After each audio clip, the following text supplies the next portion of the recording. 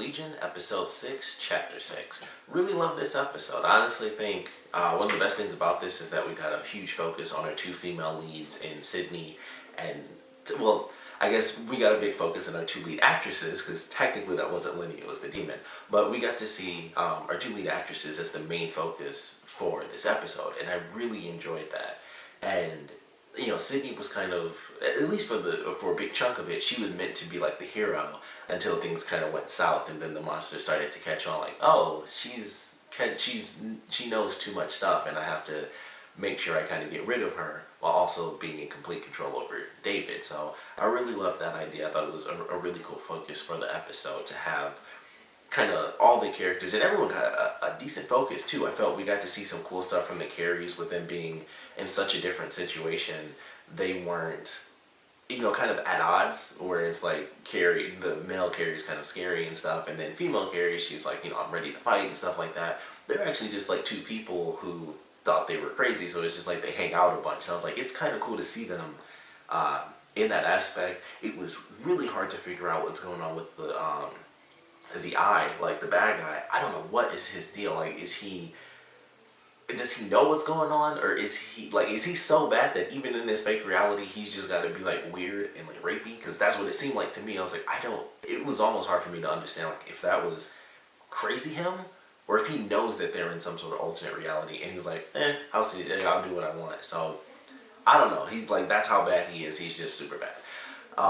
But I liked it. I really like what they did with this, and the focus on the monster was really the best part about the whole thing. We got to see just, you know, the monster is Lenny the whole episode, or most of the episode, and I love that. I thought that was really great, and that's kind of what brings me to, like, this weird question that I don't really save these for the end, but I really got to know what you guys thought about this type of episode, because I went to a review on IGN, and I went to the comments, and a lot of people were upset about this episode. They're saying like it's super cliche, and it's, excuse me, you know, it's the characters just being thrown into this weird scenario where it's like, oh, is everything we did fake, and there's no substance to it. And I feel like that's not true because of the focus we get on the monster and how it's working to, you know, contain these people, and how they end up being saved, or, you know, pseudo-saved, because it's going into basically part 2 of this, by, I believe, Oliver, because I always, you know, I remember Melody's name now, but I believe that's her husband's name, and he's able to help them because they're in some weird version of the astral plane. I was really trying to figure it out, but once he helped her and took her to the room where they were all standing around and she actually touched the bullet and it was still hot, I was like, alright, I officially don't know. Because at first I was like, okay, she can see what's happening, maybe that's just him helping her. And then she touched the bullet and I was like, so she's physically there, but not really, because the other her is there as well, so they're kind of on the astral. She's basically like a ghost that could touch stuff at that point. I was like, she's not really there because her body's over, you know, frozen off to the side, but she was able to touch the bullet, and she couldn't move. She wasn't able to move Sydney and David, but I was like, but she can touch them and stuff, so I'm like, I don't know. I get like a different plane of the astral plane, so she's like real close to being back to normal, but not really, but not as far as her husband is. I don't know. But I was like, that's confusing. So maybe we'll get an answer out of that, but I was just like, I don't know how that works, where they can touch the bullet, but technically her body's still there, so it was just really crazy. And the way they show it as well, because that was a big question that I had in the last episode, like, so did they all just teleport out of the room to the astral plane? Are they physically there? Because we had it at one portion in the last episode where Sydney wasn't really there. Like, neither Sydney nor David were actually in that white room. But then towards the end of the episode, they were actually in the white room. And that's what I thought at the very end of the episode. I thought they both literally teleported into the white room. And then from there, that's when the monster was able to kind of mess with David and, you know, kind of send everyone into like the astral plane a little, which I just assumed, because Sydney was actually in the room, that they all literally transported into the astral plane. So a little hard to say. With, you know, once they did that scene, I was super confused. Like, I don't know. It kind of broke down my theories on how it played out as far as them teleporting into the astral plane. I was like, well, I guess they're still there then. Time's just moving incredibly slow, and they have to figure out how to save themselves. But I didn't feel like this was just a pointless episode. Like, maybe there wasn't a ton of stuff where it was like, oh, this happened and that happened that led to the next step.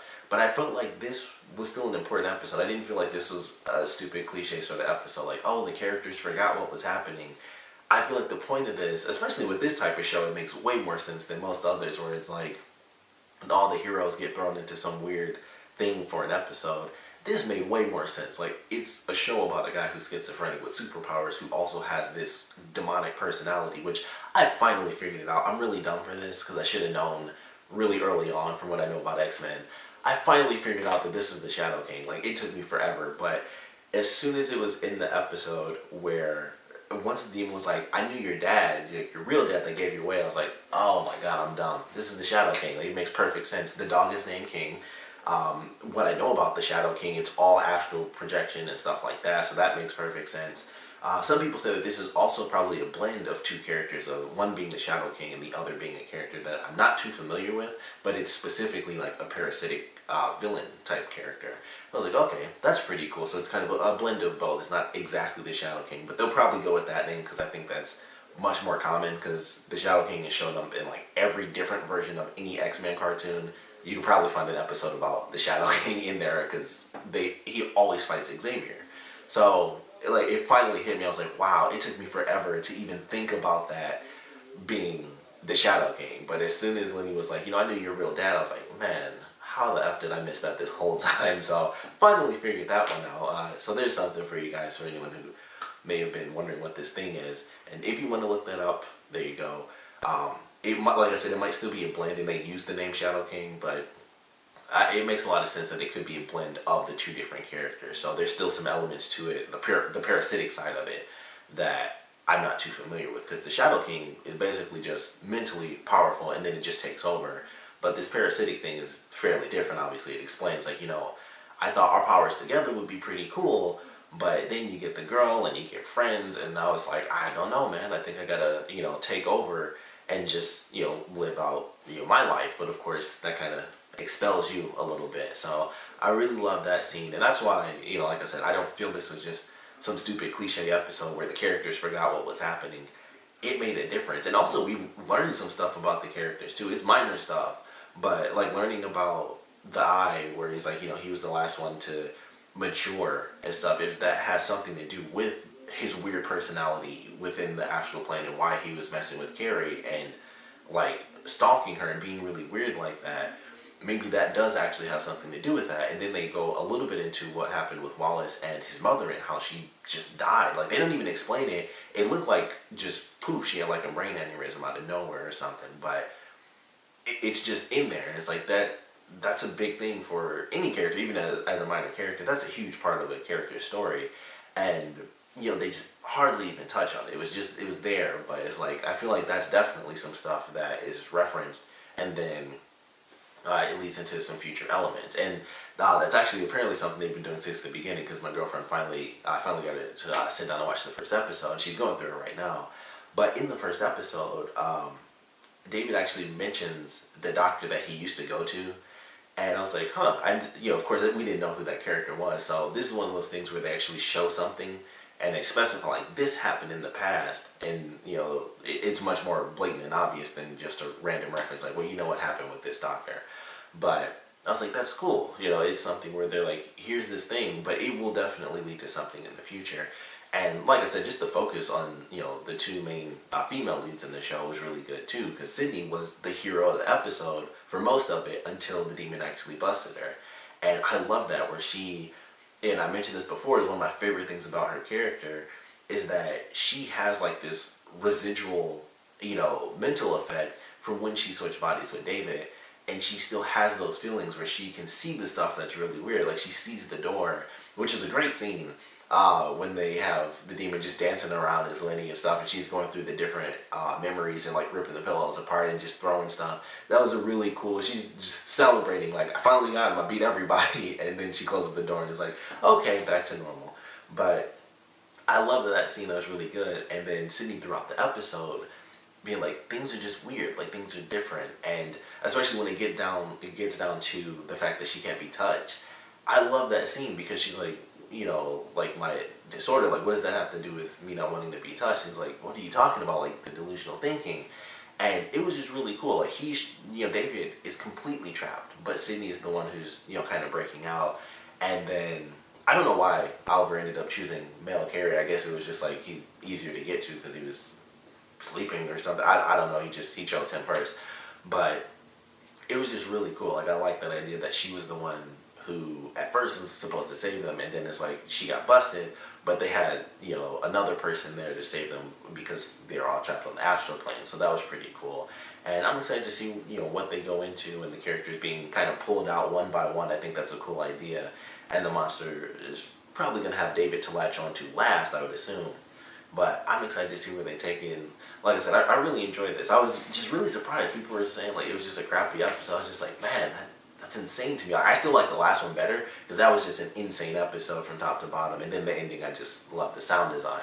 But I still thought this was a really good episode. Just watching how this was going to play out with, even though it's something they've introduced episodes ago, with them having these residual feelings, like David sometimes having his balance off because he feels like he's still within Sydney's body, and Sydney having these residual powers a little bit, even though she's, it's been forever since they switched places. I still think that concept is so good, and I feel like they utilize it really well. Like in this case, even though the astral plane kind of came into effect and they do get rescued anyway, it was still cool to watch Sydney be the hero in this until she got caught, because they are still trapped and she's still trying to figure it out when she gets busted. Like she literally comes up to like this gross moving thing in the middle of the wall and she just gets caught. And it was just very interesting to watch that because I was like, where the heck is it going next? But then it goes into Carrie coming in and everybody's starting to get pulled out one by one. So I really enjoyed it. I don't know, I would love to know what you guys thought about it. So please comment below, let me know your favorite parts, your least favorite parts about this one. And honestly, I would love to know how you guys felt the substance was for this episode, because after reading those comments I was just really surprised. I was like, I felt like there was a ton of useful stuff in this, even though it was the idea, which I don't think is that cliche. Like that does not happen that often. Like there are dream sequence episodes where like a single character is in a fake world, but in an ensemble show, how often does that really happen where it's like 6 characters in one being thrown into this world? Which also we do see Amy. She was the nurse in this episode, because I mentioned that last time. Like I don't know if that's something bad that she didn't show up at the end of the last one, but she ends up just being a nurse, and that was it. It was fairly simple, and it seems like she still is supposed to be David's sister in there, because she talks about like nobody wanted you and we adopted you like out of kindness or something like that.